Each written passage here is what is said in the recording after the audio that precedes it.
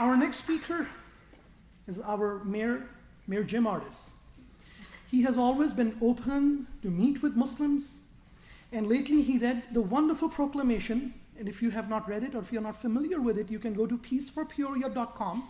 You can go over there right now on your smartphones, and there is a link over there for the proclamation, acknowledging the contributions of the Muslims of Peoria and denouncing Islamophobia.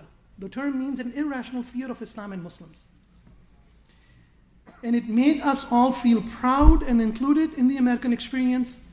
I want to thank him, and please give him the applause that he deserves.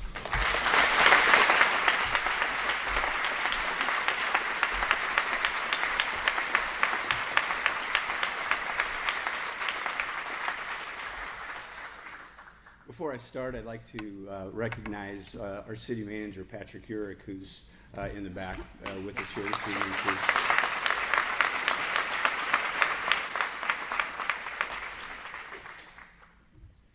I can't really adequately express my feelings right now. I almost have goosebumps. I lived here, and I thank God I've lived here my whole life. I don't want to tell you how many years, but pushing 60. And this community has changed so much over my lifetime. It wasn't too many tens of years ago where a community event in our city to have a discussion about something as important as this would be in a room dominated, frankly, by Anglo. And our community, for a lot of reasons, which we should all be very proud of, has become extremely diversified.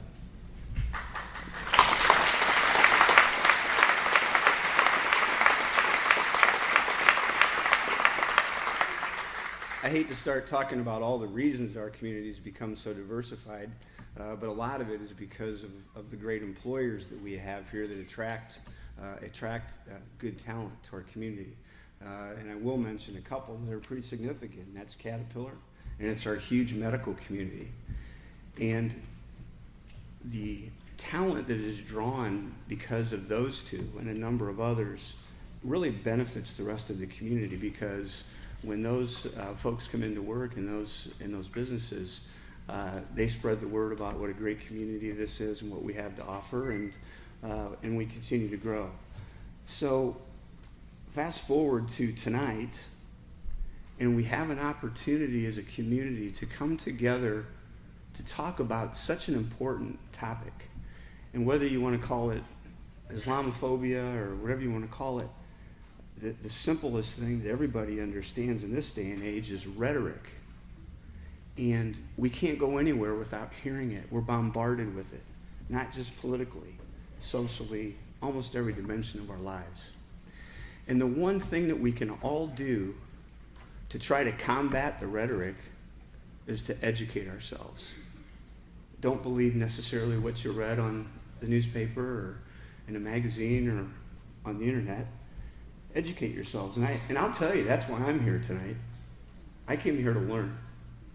I've been having some really good discussions with the Imam and Rabbi Bogard, Pastor Lewis, some of my pastors in the Catholic faith, just to try to understand the dynamics of this huge discussion that almost has taken over a life of its own in our country. So without going longer, because we have several people that want to speak, and I'm not sure if we're going to do Q&A tonight or not, but I would hope that this would be the first meeting in our community of many or several. And I would be really excited to say we have to go to a bigger forum because I don't think we can get anybody else in here. I'm glad they didn't announce the fire chief was here, because but I'd like to see this program expand in the community, and I'd also like to see it expand in our schools to make sure we help educate our kids on these very important topics as well. Somebody could probably help me, because I'm not good at remembering quotes. But there was a pretty famous quote by Martin Luther King about the beginning of the end is when we fail to stand up and talk about those important things that matter. So for those of you that know the quote, I apologize for butchering it. But that is an important thing. It's important for us to stand up, speak, learn, educate yourselves, and understand what it is you're having a discussion about. I guarantee you that nobody's going to leave here tonight that if you're not Muslim, they're not going to try to necessarily recruit you tonight. Okay, that's not the purpose, and I'm not worried about that, and you shouldn't be either. But for all of us to have that opportunity to be here, to learn from each other, to listen, it just really speaks to me saying Peoria and Central Illinois is a good community. It would be very important if other communities could maybe follow our example on this one and promote the importance of tolerance, love for our neighbor, and at the end of the day, a community that respects each other's opinions. Thank you all very much for being here tonight.